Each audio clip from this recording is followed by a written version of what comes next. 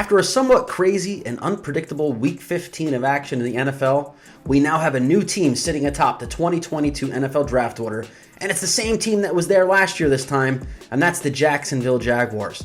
Thanks to the Detroit Lions' upset victory over the Arizona Cardinals, they now drop to number 2 overall, giving the Jaguars another opportunity to add talent around Trevor Lawrence with a new coaching staff in place this coming April. And the great news, over at TDN, we already have a mock draft with the updated draft order in place thanks to TDN's Drae Harris, and I'm here today to mock the mock.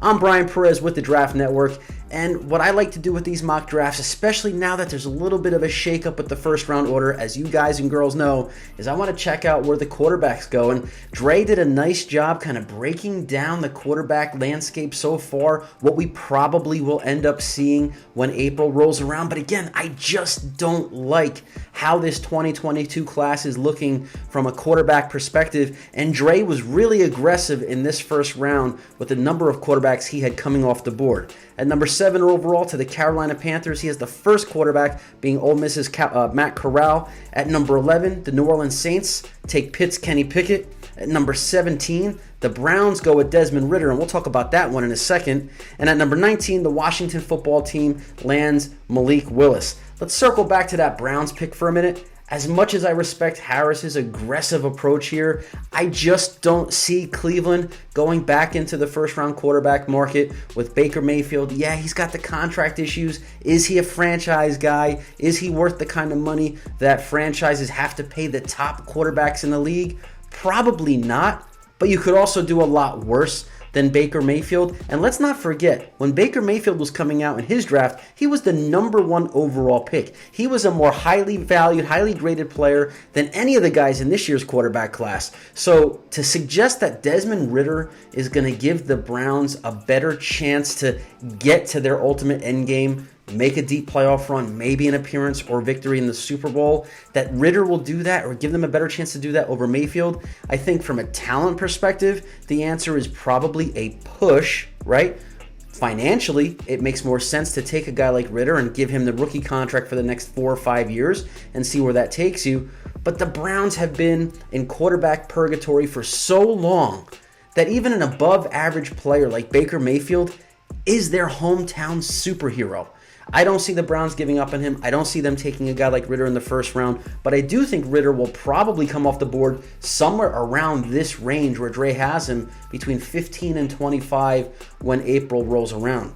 Matt Corral being the first quarterback off the board, I think that's a little bit surprising here too. It's not that I don't like Corral as a prospect. I see him more like a late first, early second round pick. So for him to come off the board, number 7 overall, again, an aggressive approach by Drae, who, by the way, if you guys aren't familiar with his resume, he did it for real. I mean, he scouted in the NFL for 7 years. So he knows how these war rooms work. He knows how these draft rooms work. You got to give his opinion, especially when we got a guy like him on staff who can do these mock drafts. He's got an intimate knowledge of how these things ultimately will shake out. So if he has a guy like Corral circled as a top 10 player, it's going to make someone like me go back and look at him again. And obviously, if you have a not as high of a grade on Corral, take a second look because Drae has him as a top 10 pick. I love Kenny Pickett to the Saints at number 11 overall. Kenny Pickett has the highest floor, in my opinion, of all the quarterbacks in this class. I'm not sure about how high his ceiling is, but in a place like New Orleans, where we just saw what a really accurate, not the most athletic, not the biggest armed quarterback in Drew Brees, what he could do at Sean Payton in New Orleans, I think Kenny Pickett could be kind of a poor man's version of that, at least on his scouting report right now. So the quarterbacks, it's interesting, right? We got 4 coming off the board in the first round. My over-under would be more like 2. I don't think you're going to see a quarterback go in the top 10. I think we'll be lucky if we see a quarterback go in the top 15. And once that quarterback comes off the board, whether it's Pickett or a guy like Ridder, I think the other one will wait a few more picks, and then we're going to have a big run on these guys in the second round. Drae has 4 off the board in the first round, though, so that'll make things fun and interesting come April. And if we're talking not about a quarterback, if we go in a different position, one of the picks I really like that Drae put together here is at number 8 overall to the New York Jets, taking Alabama wide receiver Jameson Williams.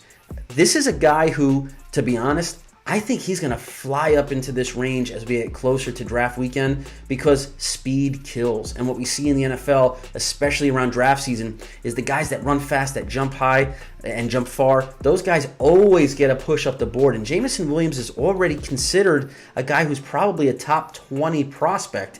If he blazes the 40 and has a great private pro day circuit and checks all the boxes that he probably will check, being a top 10 pick, being that kind of player in New York to give Zach Wilson a legitimate big play target, that makes sense. I like that marriage of need and value and potential upside from a player coming off the board at number 8 overall. Look, Dre's got a lot of great picks in this mock. I would have to go for maybe an hour going through all of that, but I know you have better things to do than to watch me talk about a mock draft for the next hour. So head over to thedraftnetwork.com, go to the mock draft tab. You'll see Dre's mock, you'll see Kyle Krabs' mocks, Joe Marino's mock. You'll see all the whole team of high-end, high-level expert draft analysts, and their mock drafts are on there. And the most fun, you can make your own mock draft on thedraftnetwork.com. So check it out. Follow me over on Twitter at Bryan Perez NFL, and happy scouting.